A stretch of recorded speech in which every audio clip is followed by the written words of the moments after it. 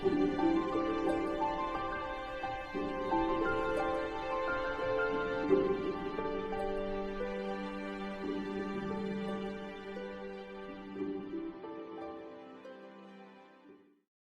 hello everybody, and welcome to Life Lessons. This is the first, I guess maybe you could call it an inaugural um, podcast on life lessons.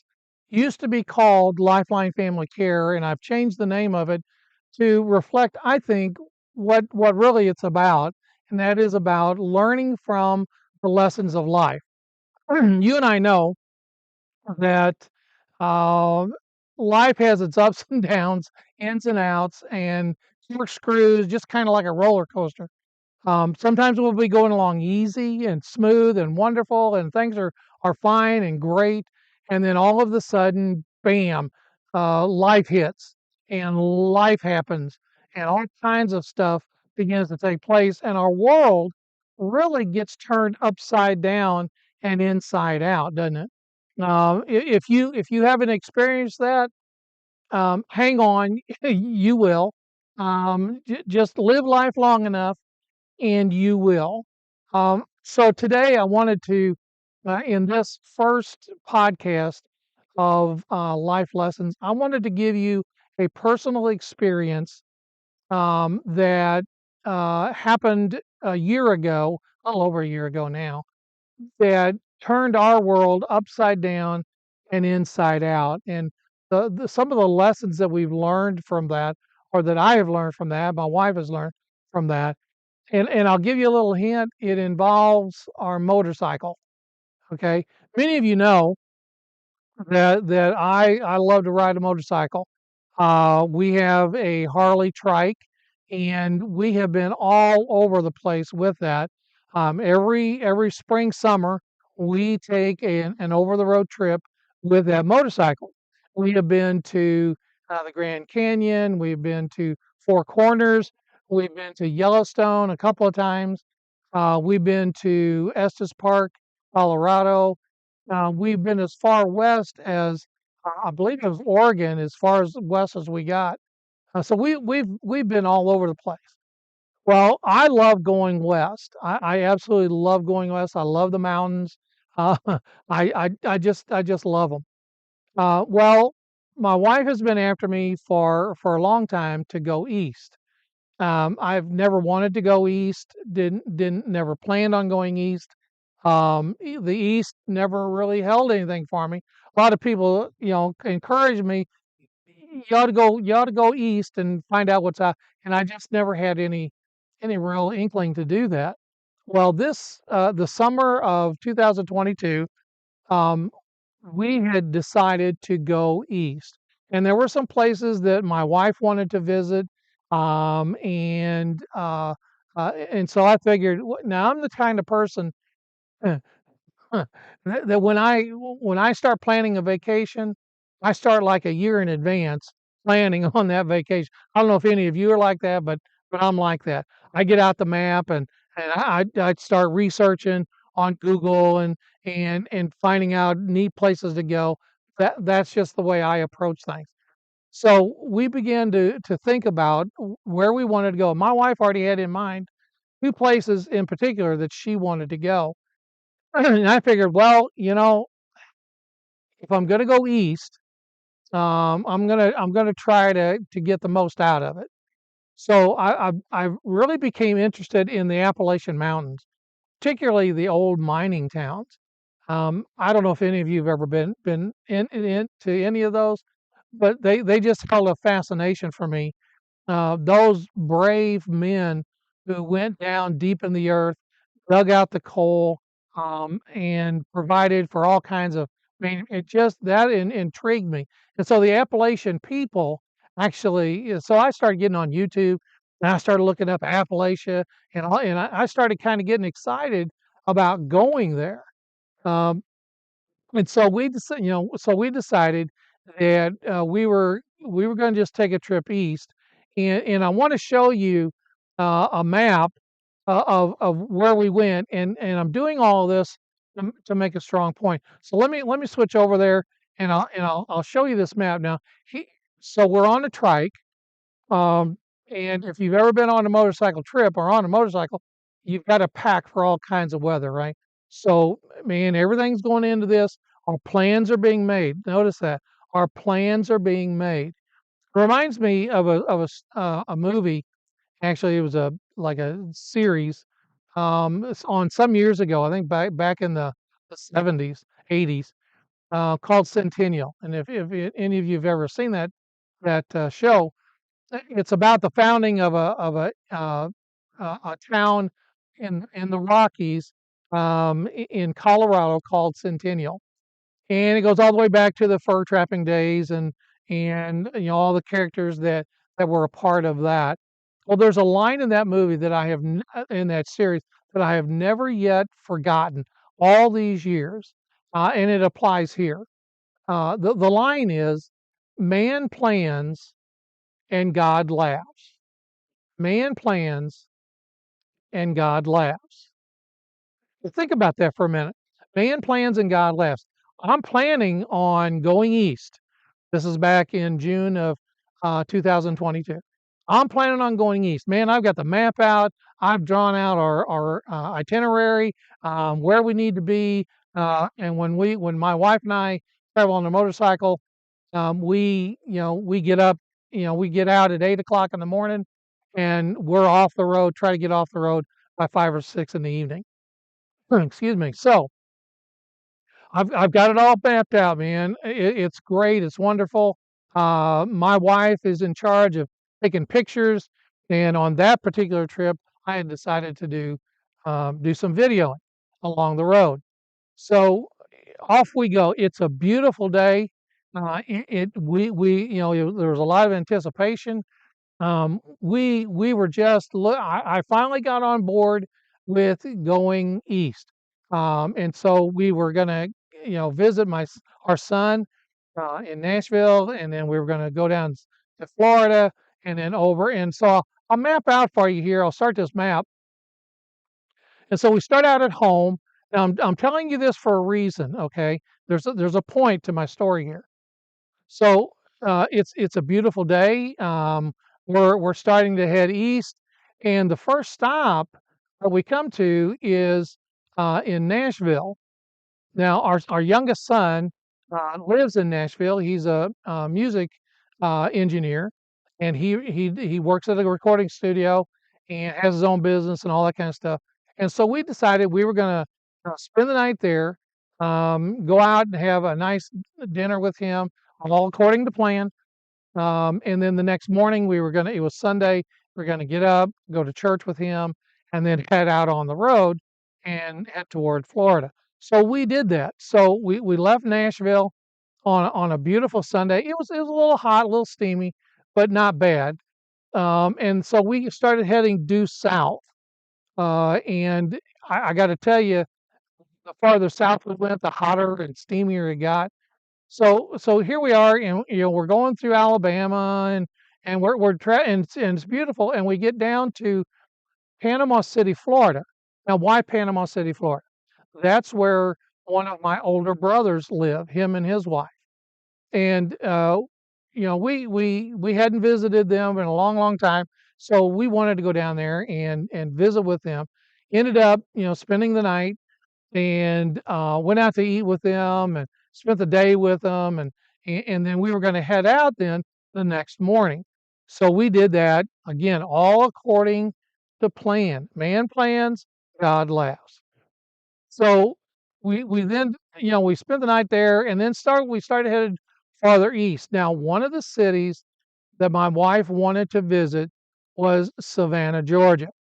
And if you've never been there, it's a beautiful city. The Old South is there. The architecture. Um, it was just absolutely beautiful, beautiful there. And we did some sightseeing. Again, it was kind of a steamy day, but we did some sightseeing. Went back to our hotel, and got up the next morning, and kind of had a leisurely breakfast, and then we were going to head out to our next stop. And our next stop was uh, Charleston, South Carolina. Now, what I'm getting ready to tell you here is a reason why I don't ever want to go east again. I just don't, because watch what happens on the map. Boom, we wrecked. Okay, now I want you to understand everything was planned out. I mean, we had a wonderful time. We got to Charleston and we did a buggy ride. And that night we had arrived. I think it was on a Friday or Thursday night. And then Friday we were going to do sightseeing, and then head out the next day. We were going to go to North Augusta, South Carolina, and go to church there, and then head on to West Virginia, and that's where we were going to do the old abandoned mine towns. Well, we had in that evening we had gone out to eat downtown in Charleston, the old section, and it was great. It was wonderful. Um, Great restaurant. We always like to go eat local, local restaurants, not chains, but local restaurants, and it was great. And come dessert time, we couldn't put anything more, in our mouth. So we got these desserts. It was a big piece of key lime pie for my wife, and then I had a big brownie. And we put those in the trike trunk, and we were going to head back to our hotel room. And there we were going to enjoy, that wonderful, wonderful. And yeah, I mean, it looked wonderful. So we're headed from the restaurant, and we're headed out back toward our hotel. It wasn't very far, back toward our hotel. We're on a 4-lane road, 2 lanes going the way we were going, and 2 lanes coming the other way. We were in the far right lane. Now remember, man plans and God laughs. Everything was going great. Everything was going wonderful. We were going 25 miles an hour, 25, 30 miles an hour. And this car comes up alongside us and decides he wants to come in to our lane. And so he moved in, and his right bumper hit my front bumper wheel and turned the handlebars um, quickly, and I was fighting against it, and he just kept coming over. There was a lip between the sidewalk and the pavement that was probably about that high. My right rear tire hit that, and when it did, it flipped the bike. Now, understand, I don't see what's going on behind me. My wife and I have talked about this a lot. I think she hollered, "Watch out," or "Whoa," or something like that. Neither one of us can remember for sure, but it was something like that. And so I'm not aware of what's going on behind me. So I'm trying to get away from this car, and so the bike flips. And what I find out later is my wife gets ejected off of the back. Now I'm not aware of this, so I'm trying to get my bike back upright. It's amazing how time slows down when you're going through something like that. So anyway, I wasn't able to get it back upright. I'm landed on my side here. And I look back, and my wife is not right behind me. She's laying flat on the pavement with her knees drawn up, a little ways back. She had been completely ejected off of the bike. Now, I got to tell you, looking back and seeing my wife laying there, she wasn't moving, so I didn't know what I was going to see when I got to her. So I quickly got out from underneath the bike, went back to her. She was looking at me, talking to me. She I tried to move her, tried to take her helmet off. She didn't want to be moved. And all of a sudden, there were at least 10 off-duty first responders that swooped in on us. I mean, absolutely swooped in on us. And so they were. I got to admit, I was a basket case, because the very thing that I feared would happen happened. It was one thing if I was on the bike by myself and got injured. Oh, okay, no, I don't look forward to that. But the thing that I feared the most is her getting hurt on the bike. And that's what happened. At that moment, my world, our world, turned upside down and inside out. Man plans, God laughs. All of these first responders, off-duty first responders, swoop in on us. We call, we don't know who they are. Still to this day, don't know who they are. But they were taking care of her. I was standing back while they were all, kind of huddled around her. One of the first responders came over to me, pointed out that I was bleeding. I wasn't even aware I was bleeding. Said I was bleeding. Gave me a towel or something to stop the bleeding. And made sure I had some water to drink. And they were all, doing their thing. The fire truck, the ambulance, the cop shows up, and all of this traffic is stopped behind us. Okay. All of these people are swooped in on us. We call them our angels, our Charleston angels, because that's what we believe they were. God sent them our way. And this is the amazing thing when we look back on it. If God is who he says he is, this accident that we were involved in, he wasn't surprised by it.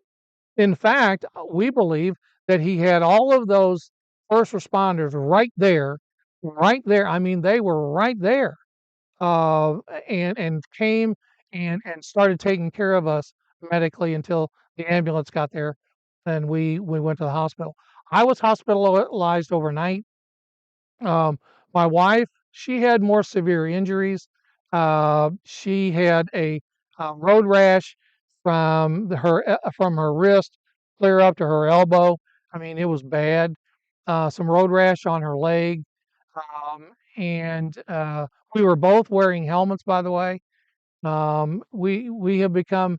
We've always worn our helmets, but we have become helmet fanatics uh, because we were only going 20, 30 miles an hour, and we still have our helmets. And if you look at her helmet, right here on the back of her head would be, is where she landed on her helmet. I landed on my cheek, and there's all kinds of scrapes on both those helmets. So we don't go anywhere without wearing our helmet. If it's just even 6 or 8 miles, we wear our helmet. So she ended up with, I think, 5 broken ribs, uh, or not broken, but fractured. She had a fractured pelvis, and so she was in the hospital for a week. I was just in overnight, and then she had another week that she was in the hospital. Um, Rehab, did physical rehab.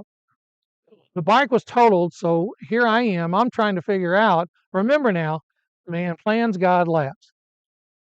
I'm trying to figure out how to handle everything because typically, um, all of this kind of stuff, hotel reservations, my wife handles that stuff. I line out the itinerary, but she takes care of the hotel reservations, all that stuff. Well, here I am. She's in the hospital. She can't do it. I've got to have transportation. My bike is totaled. Okay, it's sitting over in the city impound. It's not drivable. So I have to figure out now how am I going to get from point A to point B. Um, so I found out that there's this thing called Uber, and I became very proficient at using Uber. It's a great tool. Um, and so I tried, so I ended up getting a hotel room that was closer to the hospital, supposedly within walking distance. Yeah. So any of you that know me at all know that I am directionally challenged. Okay. I get lost coming out of Walmart parking lot. Okay. So they were giving me walking directions on how to get from the hospital to the hotel, hospital to the hotel. So I tried walking it. That didn't work. I came back to the hospital, ended up calling Uber. Uber took me to my hotel room. Boom. I figured, you know what? I'm going to try walking back the next morning from the hotel. where I was at. I was going to try walking back. That didn't work. Okay, it just didn't work. What would have taken me supposedly 10, 15 minutes at the most, took me like an hour and a half. Because once you make a wrong turn, you begin to make wrong turns all the way. There's an important lesson right there. Once you begin to make wrong turns, you continue making wrong turns until you figure out, I've got to stop and get redirected. Okay, so I started using Uber, and for 2 weeks, I was Ubering back and forth. Now, the objective becomes discharge and going home. Well, we were trying to figure all that out. Uh, Thankfully, my family stepped in, and we got airline tickets, and our son met us at Lambert Airport. We flew in, uh, came home, and she continued, I think it was for another 2 weeks, in physical therapy, outpatient physical therapy. Now, why do I take all the time to tell you that story? It's because you can find contentment in the midst of chaos. None of us plans for chaos to happen. None of us do. But chaos often happens. And it's not a matter of whether chaos will happen. Occasionally, chaos will happen where your life is turned upside down and inside out. It may be a spouse who dies unexpectedly, or a family member who dies unexpectedly, or even if they've had a lengthy illness, getting that diagnosis that the illness is terminal, automatically it just causes chaos. You begin to think, okay, wait a minute, what do I got to do? What's going to happen now? This is not real. It's not really happening. All of those thoughts start going through our head. So when chaos happens, it's not a matter of chaos or contentment. It's a matter of contentment in the midst of chaos. I want you to hear that now. It's a matter of contentment in the midst of chaos. I'm reminded here of Paul's letter to the Philippians. We often quote Philippians 3:14 that says um, that God has given us the strength to do all things. Okay, God has given us the strength to do all things. But when we have to go back to the verses just prior to that and see what he's talking about that leads to I can do all things through Christ who strengthens me. Prior to that verse, he's talking about I have experienced life experiences. I have experienced contentment. I experienced plenty, and I've experienced want. I've experienced plenty, and I've experienced want. And then he says, I have learned how. I have learned how to be content, whether I have plenty, whether things are going good, or whether things are in chaos. I have learned how to live with both. And then he said, I can do all things through Christ who strengthens me. So if that's one of your life verses, I can do all things through. Go back and look at those verses prior to verse 14 of chapter 3 of Philippians. Now, here's a verse I want to some verses I want to zero in on that I think makes my point. Whenever we're experiencing chaos, we need something or someone to anchor our lives to.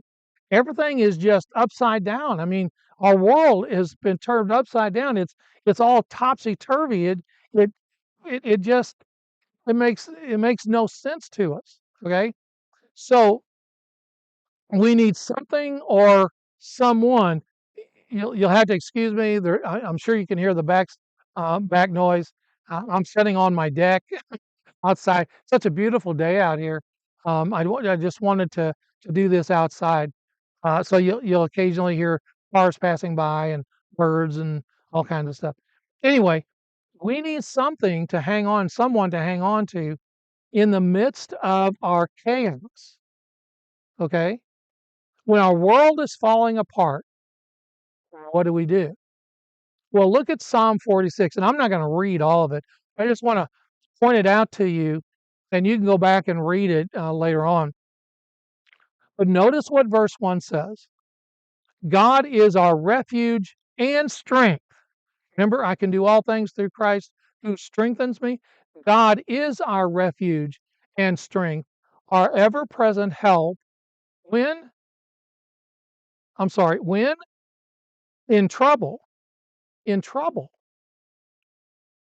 We like to watch this now. We like to praise God when things are wonderful and the sun's shining and everything's pleasant outside. It's beautiful. But what about when unexpected things happen? What about when that spouse that you thought you were going to spend up into your golden years with decides, I don't love you anymore, and so I'm leaving, or they've left you for someone else, or that child who has gone off the deep end and they've gotten into things that they shouldn't have gotten into, and they've just kind of gone their own way, on what I call gone off the rails. God is our ever present. He's always present. Just like I told you, when we look back on it, we felt that God provided those first responders at that exact moment in time, at that exact place. 52 East Bay Street. 52 East Bay Street is where that accident happened. And we feel God had all those people right there, right then, at that moment for us. Now, watch. He says in verse 2, he says, therefore points back. Therefore, based on what? Based on he's our refuge, our strength, he's our present help. Therefore, we will not fear. We will not fear. So there's always three questions that I ask. Watch this now. There's always three questions that I ask. Number one, through whatever experience I'm going through, what is God trying to teach me about Him? He's my ever-present help in trouble. Number two, what is God trying to teach me about me? I have refuge and I can draw strength from Him in my weaknesses. And number three, what is God saying to me about me and Him? And that's the next verse. We don't have to fear. He said, now, no, if you notice the next words here, talks about the calamity, the chaos. So the earth give way, the mountains fall into the sea. I mean, our world is coming to an end, kind of thing. Okay, what do we do then? Well, we rely upon Him. Now, I want to go to the next series of verses here. I want to focus in on verse 10, because here's the contentment part. Okay, you can be content in the midst of chaos. He says, when all this calamity is going on, when the earth is going away, when your world is turned upside down and inside out, and you feel like you're on a roller coaster and it's never, ever, ever, ever, ever going to end, and there's 10 zillion questions. Why, God, this? Why did you allow this? Why is this happening to me? Why did they do this? Why did you allow them to do that? Here he comes now. Watch this. Here it is. Verse 10. Be still. Be still and know that I am God. Be still. Now that's hard to do. That's hard to do. Though I told you earlier that when that accident happened, it's like time slowed down, but then it sped right back up. Okay, and whenever I would go back to the hotel room after spending the day in the hospital with Viola, go back to the hotel room to get some rest. There was quiet there. Now I'm a person, I like background noise. I don't care if it's the radio going or something on YouTube or what. I like background. I like that noise. I seem to function better when there's background noise. In that hotel room, I was forced to be still because all I could think of is what had happened. And I got to tell you, there was more than once that I broke down. You're the first folks that I've actually divulged that to. But there were multiple times during that 2-week period that I just kept reliving kept reliving seeing my wife on the pavement, the thing that I had feared the most. Remember back what he said though? Um, Therefore, we will not fear, though all this other stuff is happening, we will not fear. And that's what I kept coming back to. And he said, now it says, be still and know that I am God. Know that I am God. Now, let me put it in my vernacular. I've got it. I've got this thing. You've been in an accident? I've got it. You need to work out transportation? Got you covered. You need to work out rehab when you get home?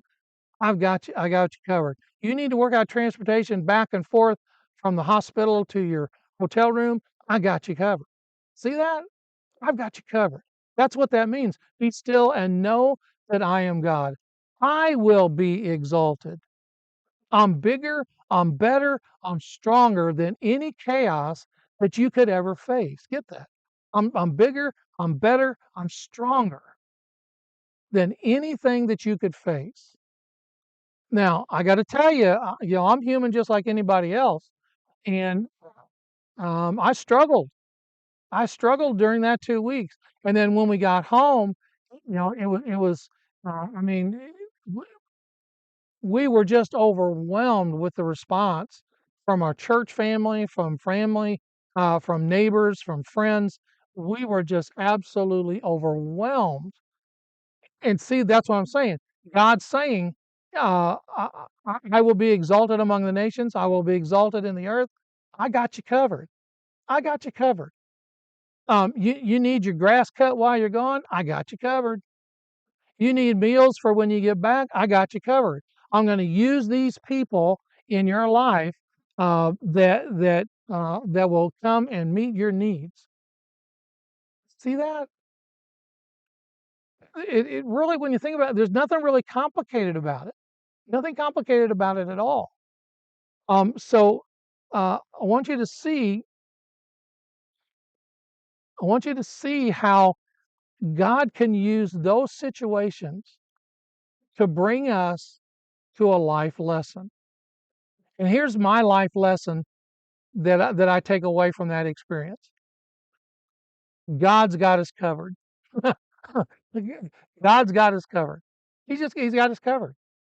Uh, is he gonna keep us from harm? No, but he will teach us some things in the life lessons of our life. If we are teachable, there's the key. If we're teachable, he will teach us those things. One of the great things that I learned is that God's got it covered. Now I'm learning that daily. I'm learning that daily.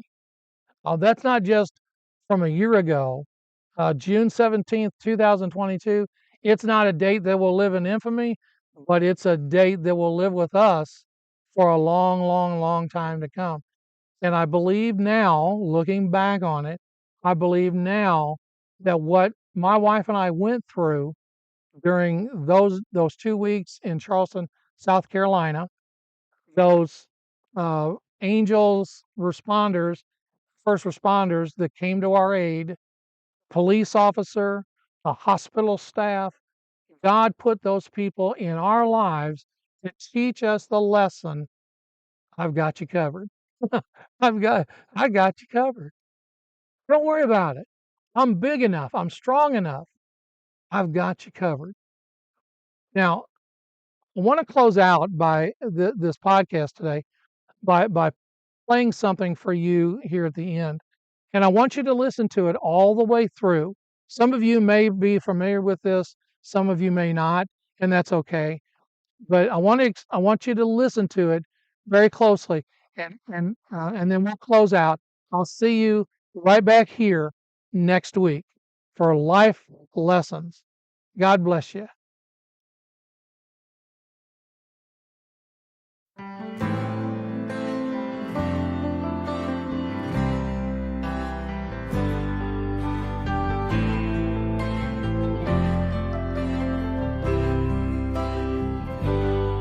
I've got a heart that's full of faith-filled help. helplessness. There are mountains ahead that I can't move by myself, but I know when I'm weak, He's strong. When I can barely breathe, there's still a song. Even though it's hard right now, I'm not here on my own. So when it seems it can't be done, I know God is big enough. I can run the race I'm called to run, 'cause I know God is big enough. He'll finish everything He starts. He'll meet us right here where we are, and I can feel faith rising up, 'cause I know God is big enough.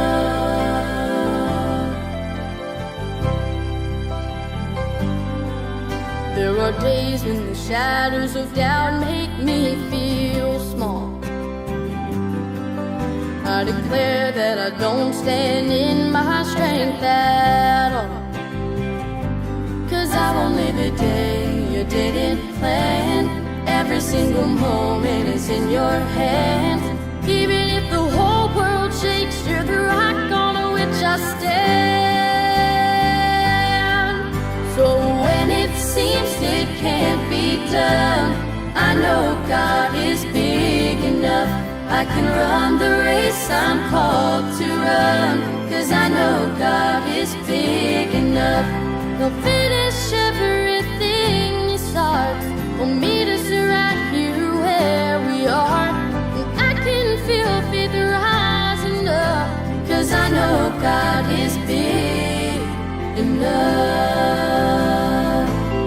Bigger than the fear that surrounds me, bigger than the chains that had bound me, bigger than the story my past could tell, bigger than the weight of tomorrow, bigger than the hurt and the sorrow, bigger than the lies I've told myself.